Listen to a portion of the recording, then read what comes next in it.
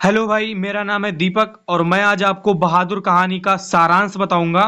तो अब हम देख लेते हैं कि बोर्ड एग्जाम में क्वेश्चन पूछा कैसे जाता है।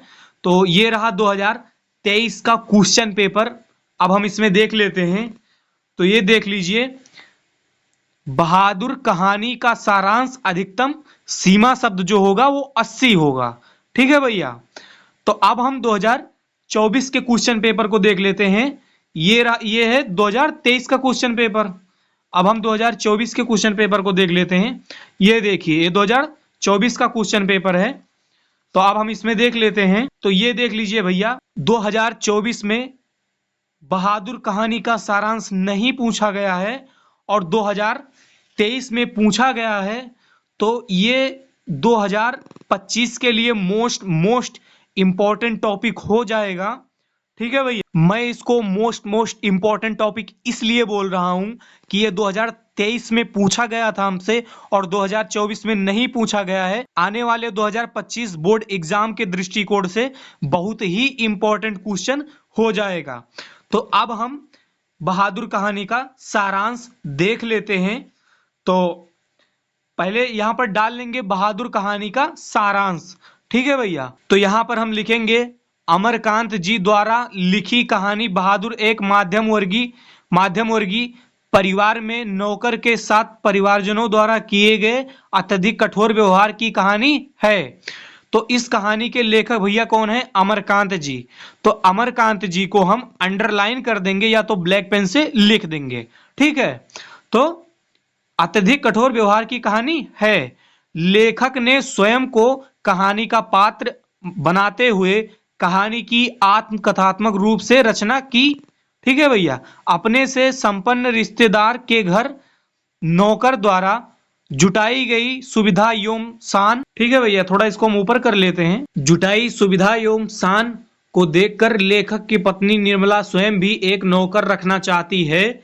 बहादुर नेपाल का 12 से 13 साल का लड़का है जो अपनी मां की दुर्व्यवहार से तंग होकर घर छोड़कर शहर चला आता है और निर्मला के घर नौकर रख लिया जाता है। ठीक है भैया।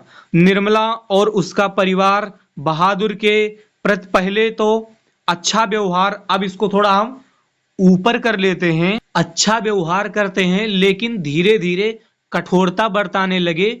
वह घर का सारा कार्य करता है। इसके बावजूद उसके साथ गाली गलौज की नौबत और मारपीट तक की बात हो जाता था। झूठी चोरी का इल्जाम लगाकर उसे अपमानित किया जाता है और पीटा जाता है। आखिर में बहादुर घर छोड़कर चला गया। ठीक है। अब हम थोड़ा और देख लेते हैं। तो आखिर में बहादुर घर छोड़कर चला गया। बहादुर में सहनशीलता और स्वाभिमान की भावना कूट कूट कर भरी हुई है। इसके इसी चरित्र के कारण यह कहानी क्या है, हमें प्रिय है। तो जब हम इतना लिखेंगे तो हमें कितना 5 नंबर मिलेगा और ये 5 ही नंबर का क्वेश्चन होता है। और जो इसका अधिकतम सीमा शब्द होता है वो कितना होता है? 80 शब्द। ठीक है भैया। तो जो अगर हम 80 शब्द ही देखेंगे तो हमारा 80 शब्द यहां से लिखकर और यहां तक हमारा 80 शब्द पूरा हो जाता है। ठीक है भैया। लेकिन अगर हमने 80 शब्द को ही फॉलो किया तो हमें सिर्फ 2 नंबर से ही संतुष्ट होना पड़ेगा। ठीक है। हमें सिर्फ 2 ही नंबर से क्या होना, संतुष्ट होना पड़ेगा। हमें 5 नंबर नहीं दिया जाएगा। ठीक है। ऐसे बहुत ही कम एग्जामिनर होते हैं जो इन शब्द सीमा को देखते हैं। ठीक है भैया। वरना 99% एग्जामिनर क्या है, नहीं देखते हैं भैया। हम वहां पर उपलब्ध तो होंगे नहीं। ठीक है, कि वहां पर हम एग्जामिनर को बता सकें कि यहां तक 80 शब्द पूर्ण हो जाता है, आप चाहे तो गिन सकते हैं। ठीक है। 2 4 10 शब्द अधिक भी, यहां तक 2 4 शब्द अधिक भी लिखे हुए हैं 80 शब्द से। तो ये ऐसे ही होता है। 99% जो एग्जामिनर होते हैं वो लगभग नहीं देखते हैं। वैसे कोई 1-2% है जो 80 शब्द सीमा के नियम को फॉलो करता है। ठीक है। तो हमें यहाँ अमरकांत लिखना है। अगर हमारी हैंड राइटिंग बहुत अच्छी नहीं है तो थोड़ा शब्दों के बीच में ज्यादा गैप करके लिखें ताकि हमें शब्द क्लियर दिखाई दे। ठीक है। और कोशिश करें कि शब्दों को, सॉरी, अक्षरों को हम बहुत ही बेहतरीन ढंग से बनाएं और थोड़ा दूर दूर लिखें, आपकी हैंडराइटिंग अच्छी हो जाएगी। तो थैंक यू।